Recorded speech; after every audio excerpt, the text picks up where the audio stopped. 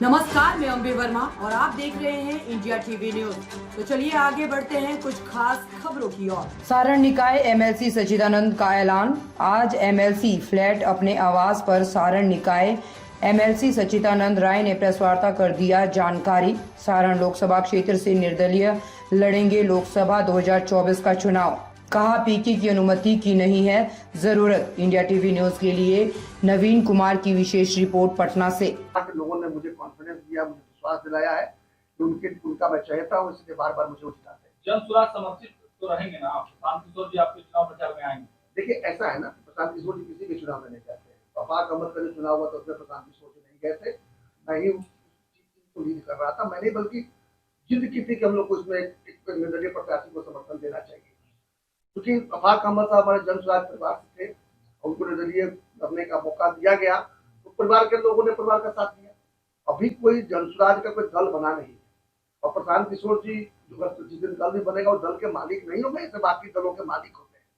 वो एक जनसुराज जनता का सुंदर राज देने वाला एक प्रयास चल रहा है। अभी जन जागरण चल रहा है। अगले 1-1.5 वर्षों में समय आएगा विधानसभा चुनाव के पहले सबके विचार से जनता के बीच से अच्छे लोगों को चुनकर लाकर एक दल बनाने का प्रयास जरूर हो रहा है। प्रधान जी ने बार बार कहा है कि 10 वर्ष तक मैं चुनाव तक नहीं लड़ूंगा, अर्थात वो दल उनका नहीं होगा, वो दल जनता का दल होगा। संस्था जी अब मैं इसको पूरा करूँ तो निश्चित रूप से यदि कोई भी जनसुराजी, मैं तो जनसुराज का एक जाना पहचाना चेहरा हूँ, कोई भी अगर जनसुराजी भाई अगर कहीं चुनाव लड़ेगा, वो चाहे किसी दल से लड़े या निर्दल लड़े, वैसी स्थिति में परिवार के लोग तो उसके पीछे खड़े होंगे ही। ऐसी मुझे भी अपेक्षा है कि मैं किसी से बात नहीं किया हूँ तक, कई जनसुराजी लोगों ने मुझसे बात किया कि हमें चुनाव लड़ना चाहिए। मेरा ये मानना है कि जनसुराज परिवार के जो हमारे मित्र हैं वो निश्चित रूप से उनका सहयोग मुझे प्राप्त होगा। लेकिन ऐसा आधिकारिक तौर पर न कोई हमसे कहने वाला, न मैं श्री घोषणा कर रहा। देखिए प्रशांत किशोर जी से मेरी बात नहीं हुई है, लेकिन जो हमने बुलाई है वो एक विशेष घोषणा के लिए बुलाई है।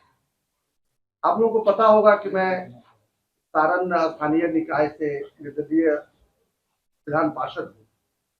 आप लोगों को भी पता होगा कि 2023 में, मतलब पिछले वर्ष, जब केदारनाथ पांडे जी के निधन के बाद शिक्षक प्रतिनिधि का भी पद जब खाली हुआ था, उसके उपचुनाव हुए मार्च महीने के अंत में पिछले वर्ष, तो हम लोगों ने एक और निर्दलीय प्रत्याशी अफाक अहमद साहब को समर्थन देकर या कहिए कि उनको खड़ा करा के हम लोगों ने एक अच्छा विकल्प देने का प्रयास किया, जो शिक्षक नेताओं ने उन्हें पसंद किया, उन्हें भी विजयी बनाया। तो ये जो 2 चुनाव हुए, दोनों चुनावों से एक चीज समझ में आ गया कि वो चाहे सारण चंपारण मिलाकर जो चुनाव हुआ शिक्षक वाला वो कहे, या केवल सारण जिले का मेरा चुनाव कहे वो कहे, या किसी विधानसभा अगर या संसद क्षेत्र की बात करेंगे या पूरे बिहार की बात करें, बिहार जो बदनाम है कि नहीं यहाँ जाति से लोग बाहर वोट नहीं करते वगैरह वगैरह, वो सारे मिथक साबित हुए। हमने ये पाया कि जिस जाति के का वोट सबसे कम था उसका विधान पार्षद बना, जिस मजहब का सबसे कम वोट था उसका विधान पार्षद बना। अर्थात जाति पार्टी मजहब से उठकर सारण चंपारण के लोगों ने वोट देकर साबित कर दिया, 5 जिले के लोगों ने वोट देकर साबित कर दिया कि बिहार के लोग जाति से नहीं बने हुए, बल्कि नेताओं ने उन्हें जाति में से बदलने के लिए मजबूर कर दिया। अर्थात होता क्या है कि जातिवादी दल या मजहबी दल जो है वो क्या कर रहे हैं कि अपना एक प्रतिनिधि, अपना एक प्रत्याशी थोप दे रहे हैं। कोई लोकतांत्रिक तरीके से नहीं होती। ये नहीं पता किया जाता कि वहां की जनता क्या चाहती है। वहां बैठे बैठे हुक्मरान तय कर देते हैं कि इनको भेज देंगे, किसी को 1 बार, किसी को 2 बार, किसी को 3 बार, किसी को बार बार, अब भेजते रहेंगे चाहे वो काम करे या ना करे। और फिर जनता के पास में 2 ही विकल्प होते हैं। एक फॉर्मेशन एक तरफ है, 5-7 दल मिलकर एक फॉर्मेशन बना लिए, 5-7 दल मिलकर दूसरा फॉर्मेशन बना लिए, और बना के जनता के पास में एक ही विकल्प होता है कि दोनों में से किसी एक को चुनो। और जब दोनों में से कोई पसंद नहीं होता तो उनके पास ऑप्शन बनता है नोटा या घर में बैठ जाना।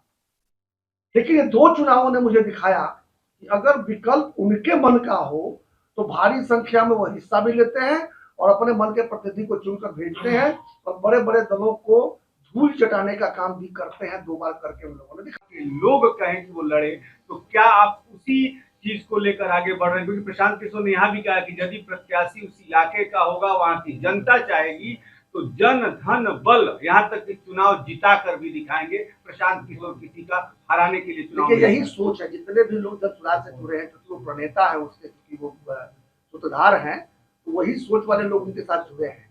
बिल्कुल हमारा भी यही मानना है, प्रशांत जी ने भी कहा है और जितने जनसुराजी उनका यही मानना है, जनता का प्रतिनिधि उनके बीच से ही होना चाहिए, कोई थोपा हुआ नहीं होना चाहिए, और जिसको जनता चाहती हो वैसे लोगों को ही अवसर मिलना चाहिए।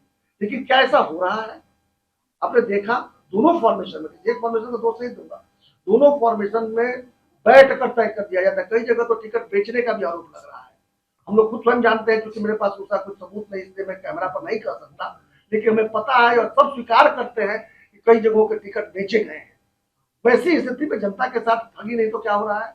और जैसे ठगी करने वाले लोगों के विरुद्ध खड़ा होना मेरी समझ से मेरा जनतांत्रिक अधिकार भी है और दायित्व भी है, वही मैं कर रहा हूँ। आपको नहीं लगता है कि जो 4 साल आपके बचे हुए हैं, तो अपने बड़े बेटे या छोटे बेटे की राजनीति में एंट्री कराकर उनको सदन में सेवा करने का या क्षेत्र की सेवा करने का मौका दिया? मैं पहले एक बात बता दूं कि हम वो ऐसा कुछ नहीं करने वाले हैं कि बिना जिसका कोई अधिकार न बनता हो या जिसकी जिम्मेवारी न बनती हो उसको ले आकर मैं थोप दूं जनता के ऊपर। जो शिकायत मैं दूसरों पर कर रहा हूँ वो शिकायत मैं अपने से भी करूंगा। इसीलिए मेरा बेटा के चुनाव लड़े ये तो प्रश्न ही नहीं उठता। जरूर कई जगह बातें उठी हैं, मानता हूँ, अब मेरा बेटा अगर आएगा तो मुझे खराब नहीं लगेगा, लेकिन फिर अपने अधिकार से आएगा, तब अपने योग्यता के दम पर आएगा, अपनी इच्छा से आएगा तब होगा। लेकिन मैं नॉमिनेट कर दूं कि मेरे स्थान पर मेरा बेटा लड़ेगा, ऐसा अर्धांगिनी के बारे में कह सकता हूँ। क्योंकि क्या है कि आजकल ये चलता है कि महिला सीट हो गया तो पत्नी को लड़ा देते हैं लोग, माता को लड़ाते हैं, वहां तक मैं मान सकता हूँ, आगे रिजर्वेशन भी आने वाला है। तो वैसा एक समय आएगा जब रिजर्वेशन के चलते मजबूर होकर हो सकता है कि धर्मपत्नी को लड़ा के और आधार बन के किया जाए, लेकिन वो उसको मैं परिवारवाद नहीं मानता।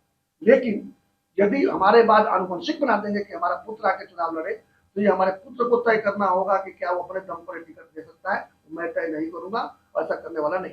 सचिदानंद जी, आपने एक बात बोला कि आपने दोनों पार्टियों से बात की थी, कोई योग